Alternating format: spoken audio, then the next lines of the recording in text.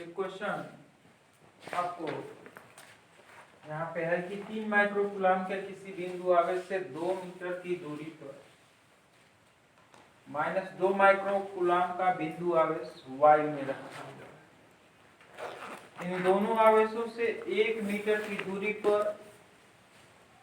स्थित कोई बिंदु है। उस बिंदु पर आपको वैद्युत क्षेत्र की तीव्रता का मान व दिशा ज्ञात करना है। घबराना नहीं है, क्वेश्चन को आराम से देखना है। एक 3 माइक्रोकूलम है, एक आवेश ये हो गया,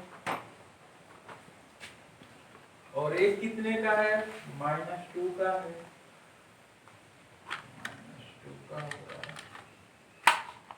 ये +3 है माइक्रोकूलम, ये बिंदु मान लीजिए, ये -2 माइक्रोकूलम का होगा।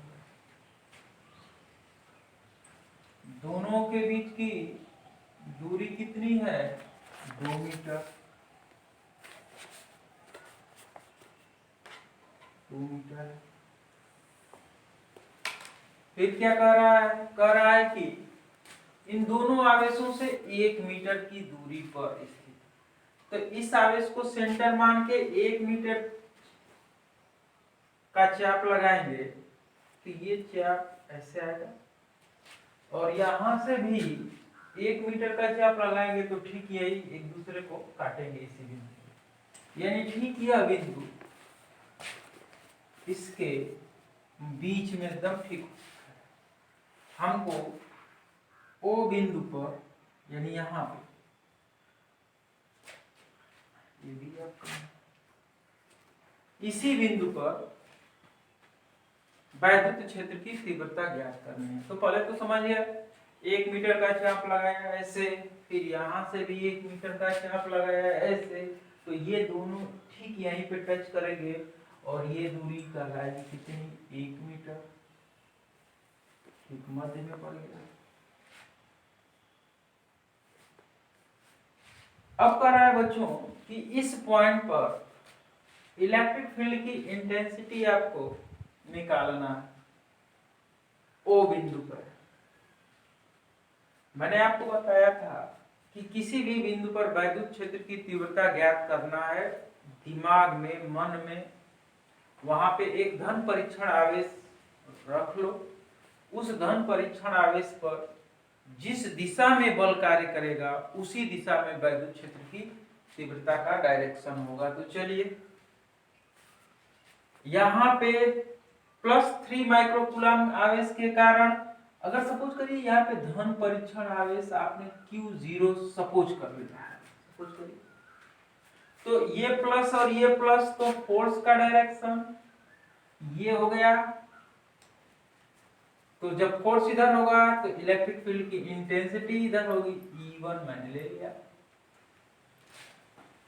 अब चलते हैं इधर, देखते हैं, ये -2 कूलम है और ये +Q0 धन परीक्षण आवेश है। ठीक नेचर अपोजिट का हो गया, अतः इसके ऊपर फोर्स का डायरेक्शन इधर ही होगा, ये एक दूसरे को अट्रैक्ट करेंगे तो इधर होगा। तो जिस दिशा में फोर्स कार्य करेगा उसी दिशा में तो वैद्युत क्षेत्र की तीव्रता होगी, यानी E1 और E2 का डायरेक्शन क्या हो गया? सेम एक ही दिशा में हो गया, और जब एक दिशा में हो गया तो रिजल्टेंट क्या आ जाएगा? E बराबर आ जाएगा आपका E1 धन E2। बस दोनों को जोड़ लीजिएगा, तुरंत आपको मालूम हो जाएगा, यानी जो रिजल्टेंट आएगा उसका डायरेक्शन किधर होगा बच्चों? A से B की ओर, यानी -2 माइक्रोकूलम के तरफ होगा। अब सवाल आपका सॉल्व हो गया। अब देखिए, आपको मालूम है कि बिंदु आवेश के कारण उससे r दूरी पर स्थित किसी बिंदु पर वैद्युत क्षेत्र की तीव्रता का सूत्र होता है बेटा, क्या होता है? तो E बराबर होता है 1/4πε0 इनटू Q/r का स्क्वायर होता है। इसी सूत्र का प्रयोग करके हम लोग सॉल्व कर लेंगे। चलिए, तो पहले E1 निकालते हैं। E1 का क्या हो जाएगा, यानी +3 माइक्रोकूलम आवेश के कारण इस बिंदु पर तीव्रता निकालेंगे तो 9 × 10 के पावर 9 इंटू 3 × 10 के पावर -6 हो जाएगा बेटा, बटे में r का स्क्वायर करेंगे तो 1 का स्क्वायर का मतलब 1, यानी 9 3 27 × 10 के पावर -3 हो जाएगा न्यूटन अपॉन कूलम। डायरेक्शन अगर आप देखोगे तो किधर होगा, ए ओ दिशा में।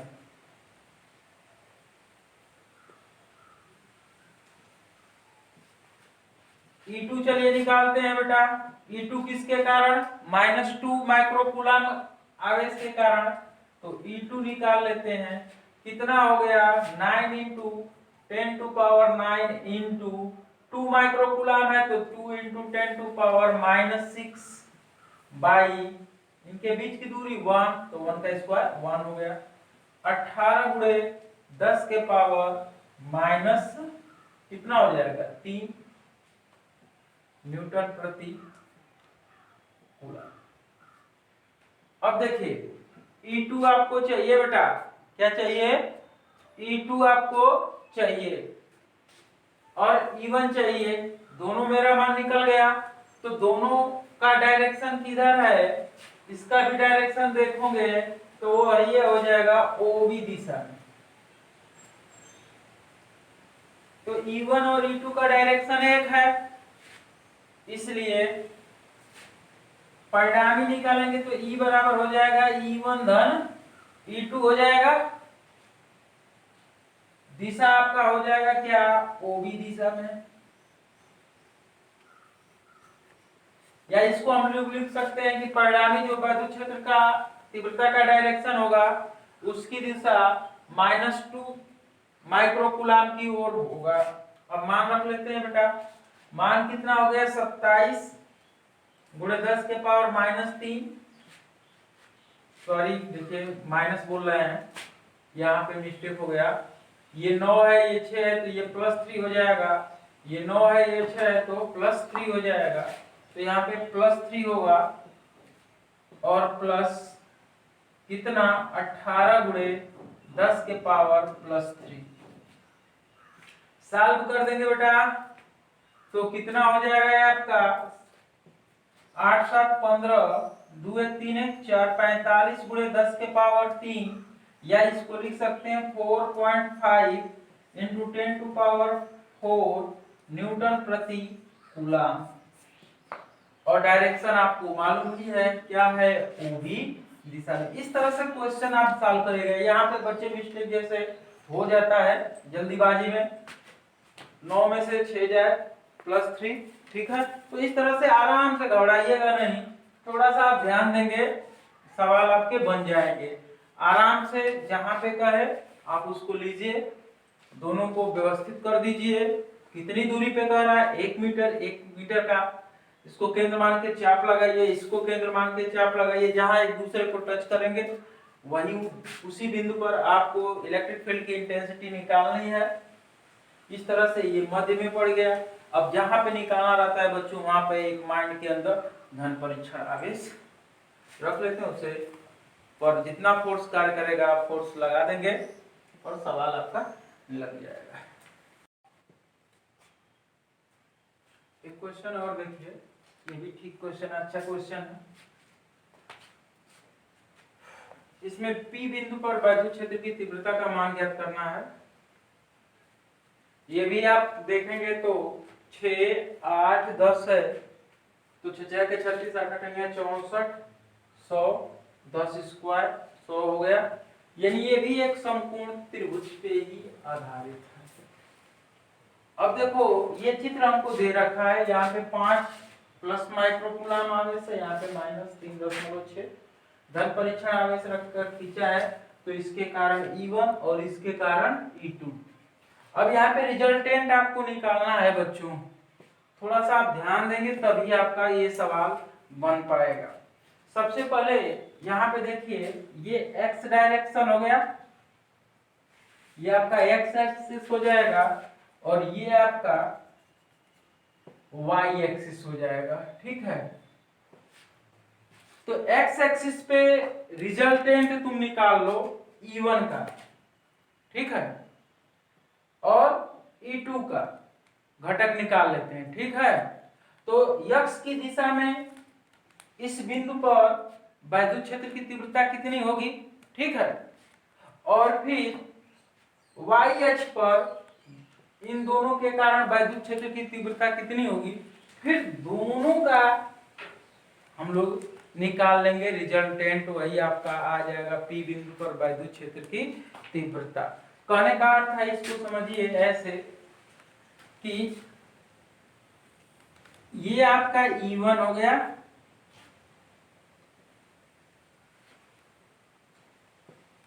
और ये आपका E2 है। तो ये तो आपका 90 डिग्री हो गया बेटा,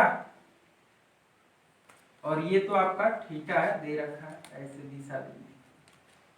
तो इसका इसके ऊपर घटक निकालेंगे x एक्सिस का, तो घटक आपका क्या आ जाएगा, इसका इसके ऊपर घटक निकालेंगे तो E1 cos थीटा हो जाएगा, और इसका इसके ऊपर घटक निकालेंगे x के परिप्रेक्ष्य में तो हो जाएगा E2 cos 90 डिग्री, और सबको मालूम है कि cos 90 डिग्री का मान 0 होता है।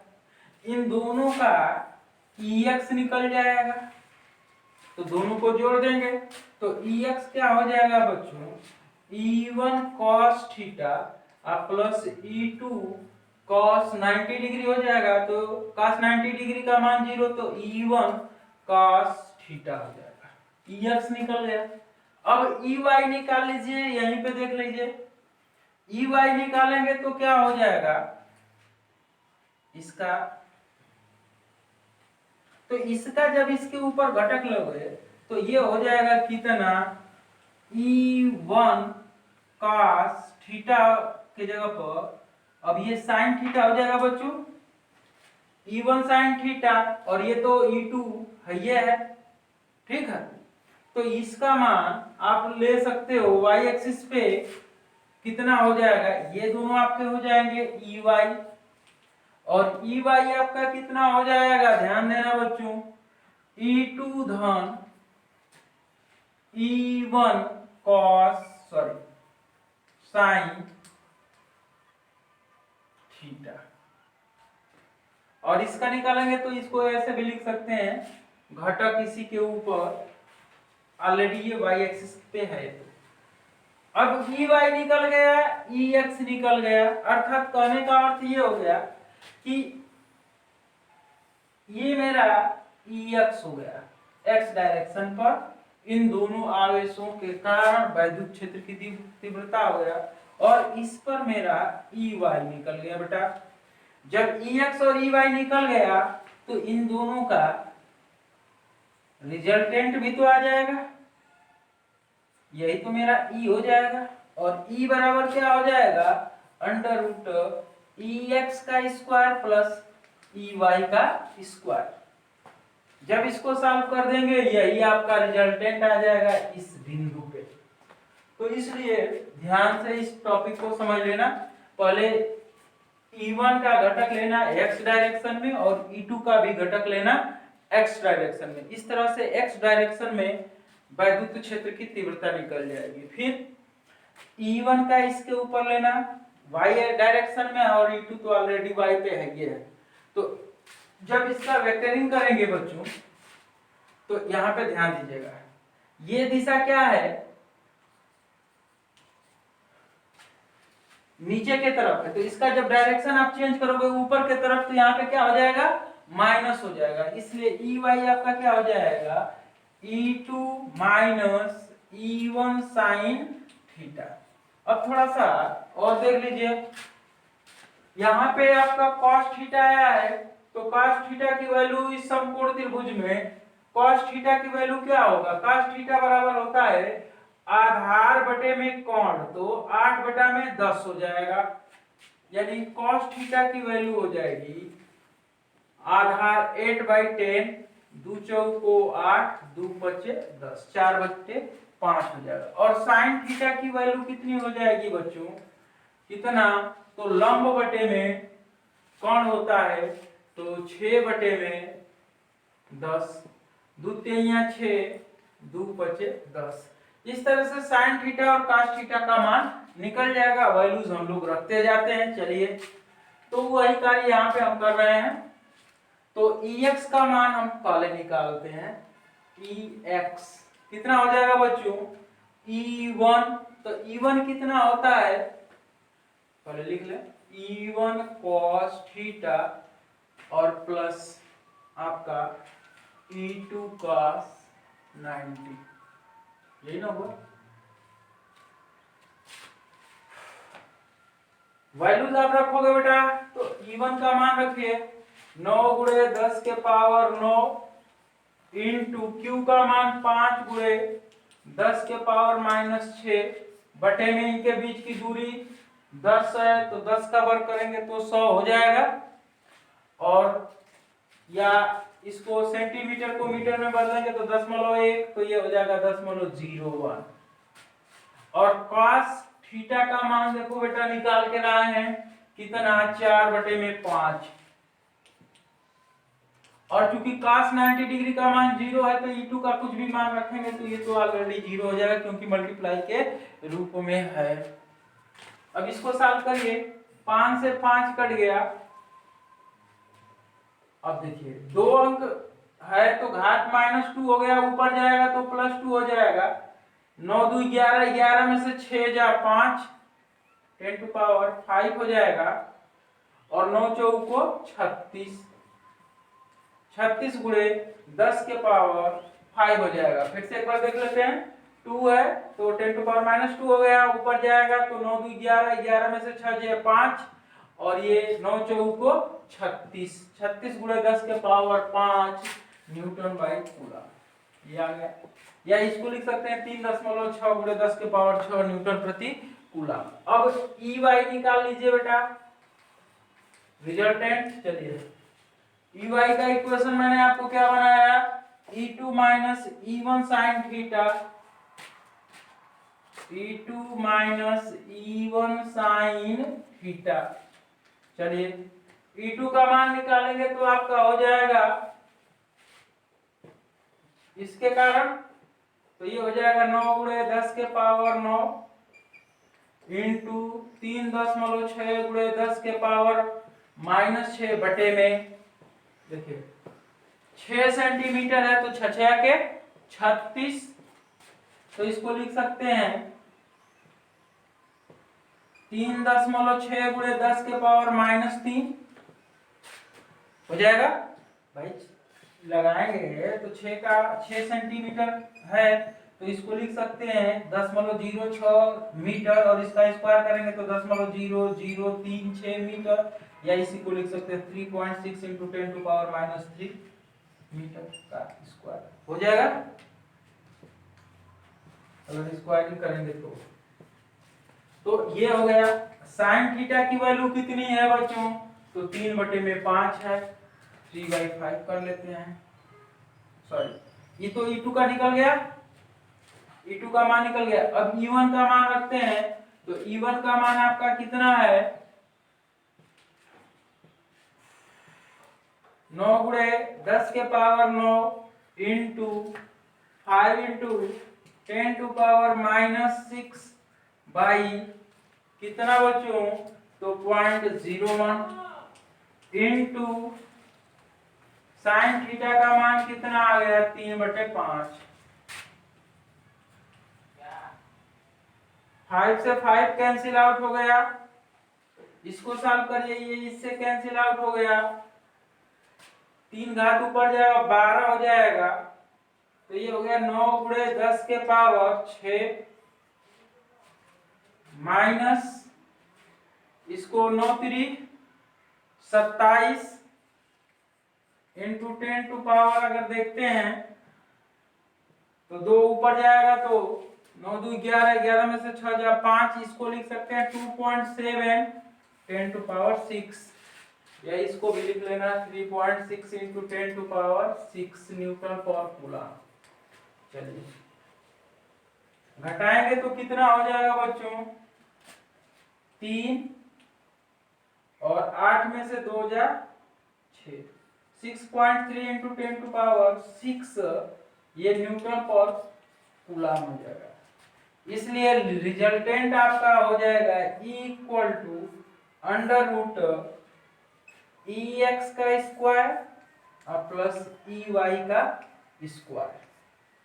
तो इसको सॉल्व करेंगे तो कितना आ जाएगा, 3.6 का होल इंटू 10⁶ का होल स्क्वायर और प्लस EY का मान हो गया 6.3 इंटू 10⁶ का होल स्क्वायर। इस तरह से इसको सॉल्व करेंगे तो वैल्यूज आपका निकल जाएगा, और वैल्यू आपका आ जाएगा बच्चों, सॉल्व करेंगे तो 7.3 कितना आ जाएगा, 7.3 इंटू 10⁶ न्यूटन बाई कूलम। ये सवाल आ जाएगा इस पॉइंट पर इलेक्ट्रिक फील्ड की इंटेंसिटी पूछेगा तो।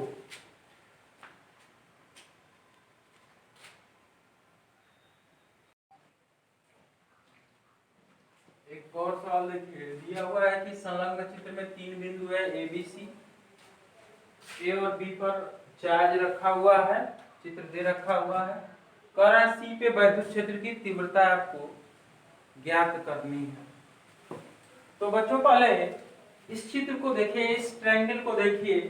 इस ट्रायंगल को आप देखोगे तो आपको पता चल जाएगा कि कोण C कितने का हो सकता है। ये देखिए कि तीसरी भुजा का वर्ग जो है 25 जो है, 4 चौको 16, 3 तिली के 9, 16 9 25 इसके बराबर है। अगर किसी एक भुजा का वर्ग शेष दोनों भुजाओं के वर्गों के योग के बराबर होता है तो वह एक समकोण त्रिभुज होगा। तो ये कोण C के बारे में आपका कॉन्सेप्ट क्लियर हो गया कि ये कोण कितने अंश का होगा, तो ये कोण आपका 90 डिग्री का होगा। अब बेटा ये क्वेश्चन है, तो इस बिंदु पर इलेक्ट्रिक फील्ड की इंटेंसिटी पूछ रहा है। C पॉइंट पर इलेक्ट्रिक फील्ड की इंटेंसिटी है, आपसे पूछ रहा है। तो हमने आपको बता रखा है कि किसी भी बिंदु पर इलेक्ट्रिक फील्ड की इंटेंसिटी अगर आपको निकालनी हो तो उस बिंदु पर आप एक धन परीक्षण आवेश रखें। उस धन परीक्षण आवेश पर जिस दिशा में बल कार्य करेगा उसी दिशा में वैद्युत क्षेत्र की तीव्रता होगी। अब चलिए देखते हैं, A के कारण C पे किधर होगा, B के कारण C पे किधर होगा, उसको हम लोग देख लेते हैं। इसको थोड़ा सा मिटा देते हैं।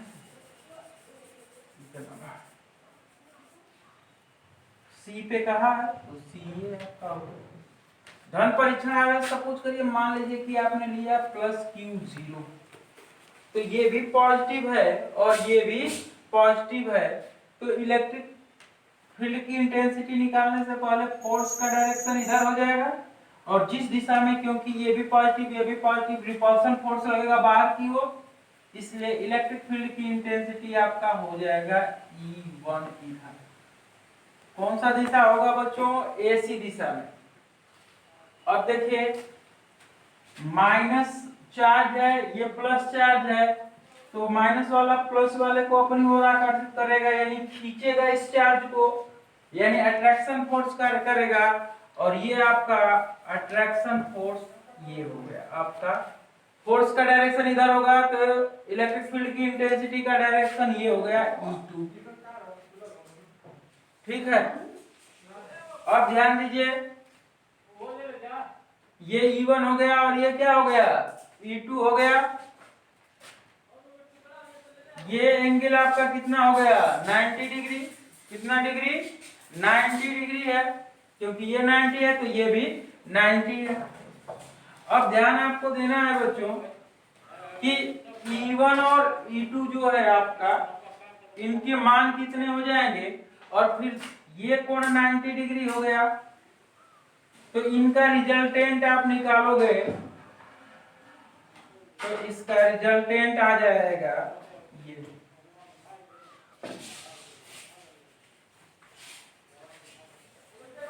ये हो जाएगा आपका। अब ये ठीक बीचों बीच में कब होता है? जब E1 और E2 आपस में बराबर होते। यहाँ पर E1 और E2 आपस में इसलिए नहीं बराबर होगा कि इनके चार्ज अलग है और इनके बीच की दूरियां भी अलग है, इसलिए ठीक बीचों बीच में नहीं होगा। तो मान लेते हैं बच्चों कि ये एंगल थीटा, ठीक है। तो चलिए इसको देख लेते हैं। पहले E1 निकाल लेते हैं। आपको मालूम है किसी बिंदु आवेश के कारण वैद्युत क्षेत्र की तीव्रता का सूत्र होता है E = 1/4πε0 इंटू Q/r का स्क्वायर, या इसको 9×10⁻⁹ इंटू Q/r का स्क्वायर का यूज कर लिया बच्चों। इसी सूत्र का यूज हम लोग करते हैं यहाँ पे। तो यहाँ पे हो गया 9×10⁻9 इंटू Q का मान हो गया 1.2 इंटू 10⁸ माइनस है बाई r का स्क्वायर। तो देखिए 3 सेंटीमीटर है, 3 सेंटीमीटर का स्क्वायर करेंगे तो 9 सेंटीमीटर का स्क्वायर हो जाएगा, और सेंटीमीटर को चेंज करना होगा मीटर में। तो इसको और लिख सकते हैं कितना, 0.03 का स्क्वायर करेंगे तो ये हो जाएगा 0.0009। अब इसको सॉल्व हम लोग करते हैं बच्चों, तो ये हो जाएगा कितना, देखिए 1 2 3 4 अंक पे है, तो 4 अंक से हटेगा तो 10⁻⁻4 होगा, -4 होगा तो ऊपर जाएगा तो +4 होगा। तो +4 और 9, 9 4 13, 13 में से 8 जा 5 हो जाएगा 10⁵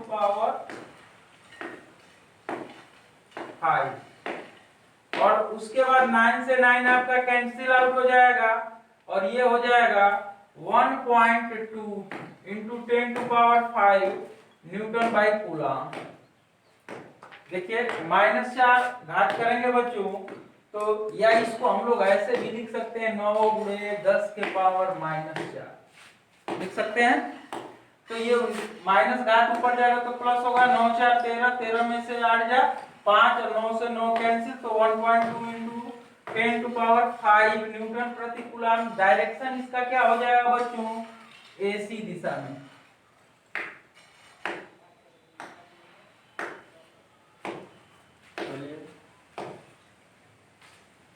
E2 देख लेते हैं, E2 क्या हो जाएगा।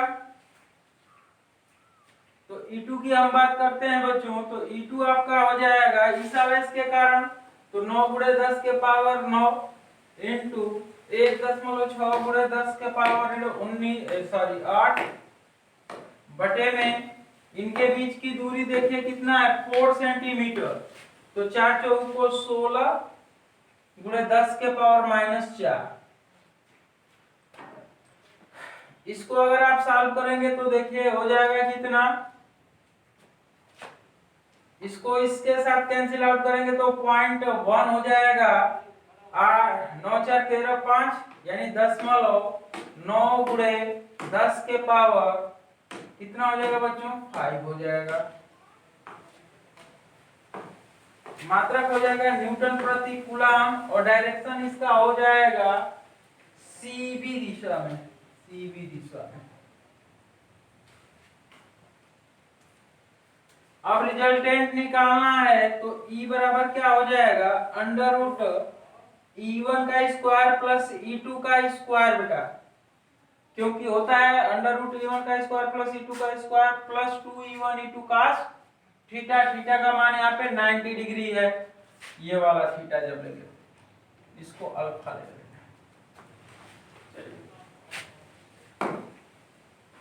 अब जब सॉल्व करेंगे तो इसकी वैल्यू कितनी हो जाएगी,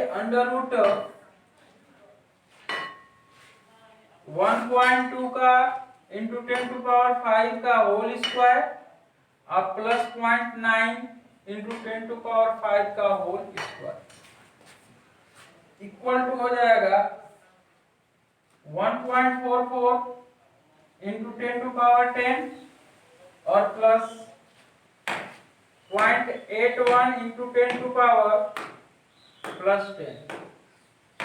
साथ करेंगे तो इसका मान हो जाएगा कितना, 4 1 5, 8 4 12, 1 1 2, 10 टू पावर 10।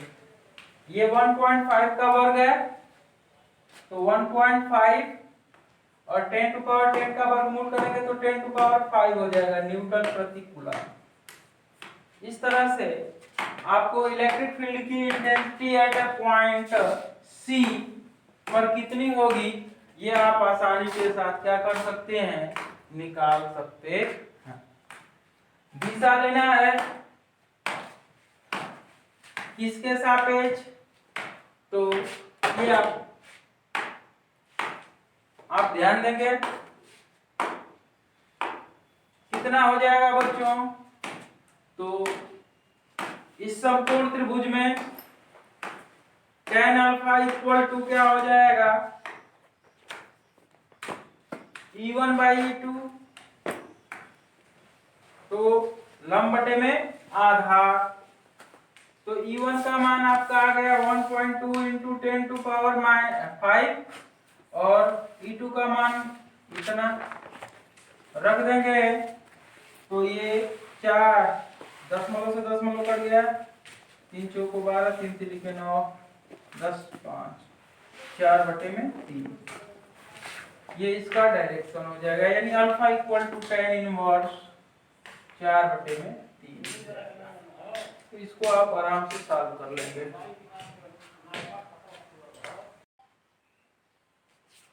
एक सवाल देखिए दिया हुआ है, ये भी संलग्न चित्र में 3 आवेश एक समबाहु त्रिभुज के कोनों पर रखे गए हैं, समायोजन का वैद्युत द्विध्रुव आघूर्ण दिशा सहित ज्ञात करना है। ये आपकी कंडीशन है, ये माइनस क्यूब है, ये माइनस क्यूब है, ये प्लस क्यूब है। थोड़ा सा अगर ध्यान लगाएंगे बच्चों तो निकल जाएगा। आपको ध्यान रखना होगा कि वैद्युत द्विध्रुव आघूर्ण का डायरेक्शन हमेशा किधर होता है, तो हमेशा निगेटिव टू पॉजिटिव होता है। किधर होता है, निगेटिव टू पॉजिटिव होता है। अब चलिए इसको हम क्या करते हैं कि डाइपोल का कॉन्सेप्ट देखते हैं। दो आवेशों बिंदु आवेशों का ऐसा नहीं था जिनके परिमाण आपस में बराबर हो और उनकी प्रकृति ठीक एक दूसरे के विपरीत हो और एक दूसरे से बहुत ही अल्प दूरी पर स्थित हो, वही डाइपोल बन जाते हैं। वो उसी के अनुसार यहाँ पे माइनस क्यू है, तो यहाँ पे क्या लेना पड़ेगा, प्लस क्यू। तो ये प्लस 2q को मैं दो पार्ट में चेंज कर दे रहा हूँ, ठीक है। तो इसको थोड़ा सा मैं ऐसे बना दे रहा हूँ।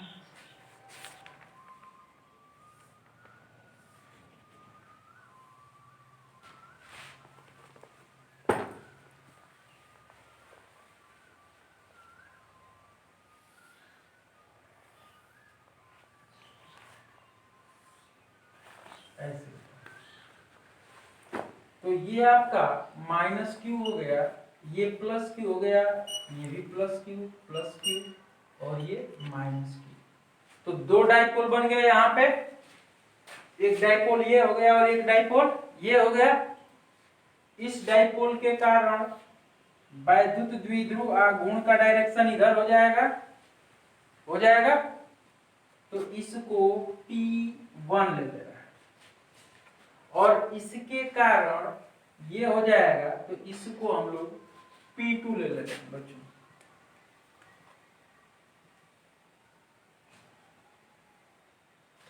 अच्छा, तो ये कैसा ट्रायंगल है, समबाहु त्रिभुज, तो इसका प्रत्येक कोण 60 डिग्री होगा।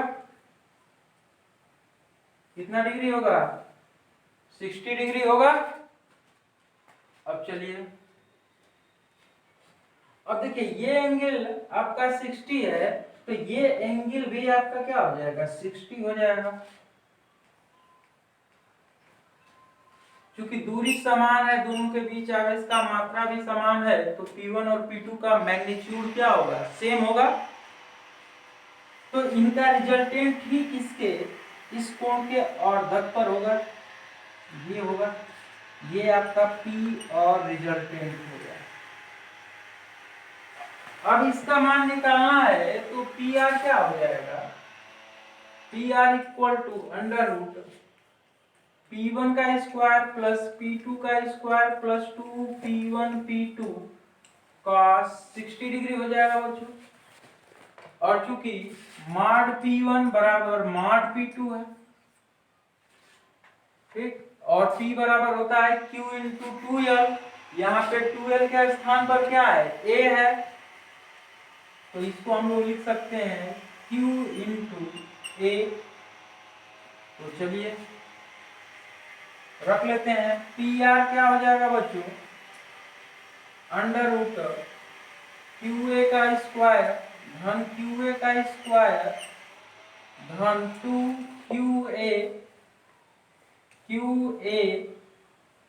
और cos 60 है तो cos 60 का मान होता है 1/2, ये तो होता है। चलिए इसको सॉल्व कर लेते हैं। क्या हो जाएगा, क्यू स्क्वायर ए स्क्वायर प्लस क्यू स्क्वायर ए स्क्वायर प्लस 2 क्यू स्क्वायर ए स्क्वायर क्यू स्क्वायर ए स्क्वायर, सर हाँ, क्यू स्क्वायर ए स्क्वायर हो जाएगा। इसका इसमें 2 से 2 मल्टीप्लाई करेंगे तो 2 से 2 ये कैंसिल आउट हो जाएगा। कितना बन गया बच्चों, क्यू स्क्वायर है बराबर अंडर रूट 3 क्यू स्क्वायर ए स्क्वायर अर्थात क्यू ए अंडर रूट 3।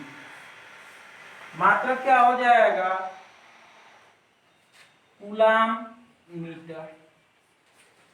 इस तरह से वैद्युत द्विध्रुव आघूर्ण जो नेट उस पॉइंट पर आएगा निकल जाएगा। इसका डायरेक्शन क्या हो जाएगा, दोनों द्विध्रुव आघूर्णों के लंबार्धक पर स्थित होगा, कोणार्धक पर स्थित होगा बच्चों, और ये त्रिभुज से बाहर की ओर होगा, ठीक है। तो इस तरह से ये क्वेश्चन अच्छा क्वेश्चन है, बस इसको सिंप्लीफाई करना आप समझ गए तो ये क्वेश्चन वेरी इजी हो जाएगा।